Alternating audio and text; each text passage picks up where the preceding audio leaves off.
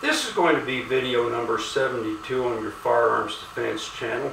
And anyway, it's a video I've wanted to make for a while, and I'm going to speak completely extemporaneously, just totally off the cuff, because it's about my very most favorite subject in the whole wide world. And anyway, I bet you'd never guess what it is. But anyway, so far on my channel, you know, I've played the role of a total, complete right-wing gun nut, and occasionally I throw in a reasonable video, you know, with reasonable points of view, but mostly I've played the right-wing gun nut. So this video number 72 is about capital punishment, my very favorite subject, and it's a complete, total natural. Now, the first thing is, I guess I must just be one sick puppy, basically, because when Stephen King's book came out, The Green Mile, it came in a little cardboard box with 6 little novels in it, and I bought that thing at Borders bookstore, and I read all 6 of them in just about one setting.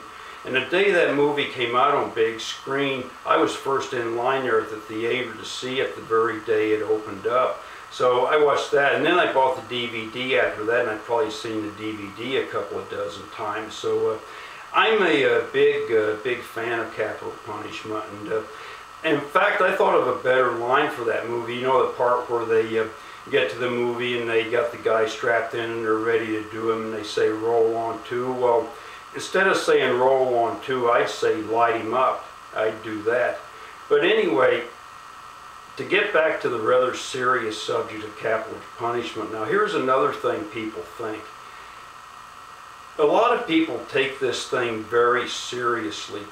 They think it's just terrible to kill people for any reason, and even the lowest of the low, even the lowest criminals deserve, you know, justice and stuff like that. And isn't it a terrible thing to take a life like this under any circumstances? And well, no, it isn't. I mean, these people are what they are, and they've done what they've done, and they should just be, you know, gotten rid of. And then the next question people will inevitably ask you is, well, gee, yeah, could you actually throw the switch?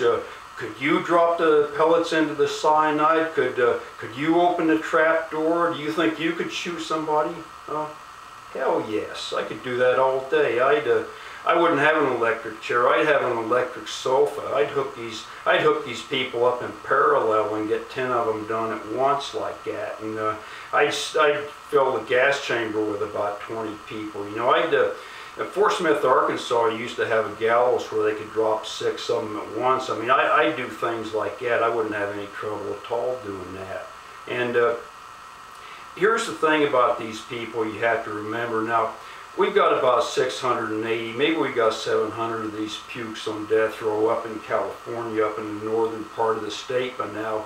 Now, 50 or 60 or 70 years ago, you used to get the criminal class that they'd go into a liquor store to hold up a liquor store, and maybe they'd get in a scuffle with the owner, and the gun would go off accidentally, and maybe, you know, these people would be on death row, unfortunately, and it was an accident and all that stuff. And there was that class of criminal years ago, but now what you have on death row are just ruthless predators who have killed numerous people, you know, like this puke that killed Chelsea King down in San Diego, a prime example of that, and they let him out to do it again. So you've got people like this on death row anymore, and believe me, I would have no conscience about exterminating these people. I could do that all day. I mean, realistically, the way I'd do it, you know, I'd put a tent on death row up in California, and up in San Quentin, and I'd put a tent over it and pipe in the gas. I'd do it that way. You'd have to do that the first time because there's 680. But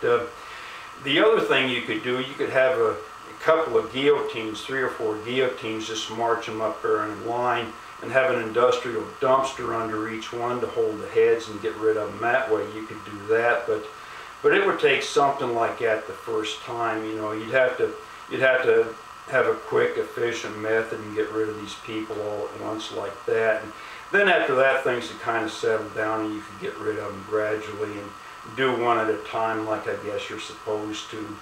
But we have, of course, in California, we have the Ninth Circuit Court here, and such as those people are. And I don't suppose we'll probably ever execute anybody again here in the state of California. And that's too bad as far as I'm concerned. But anyway, this is going to be a relatively short video. It's going to be like 6 minutes long. So anyway, I'm going to sign this off and put it up there on YouTube. And I'll see everybody on video number 73.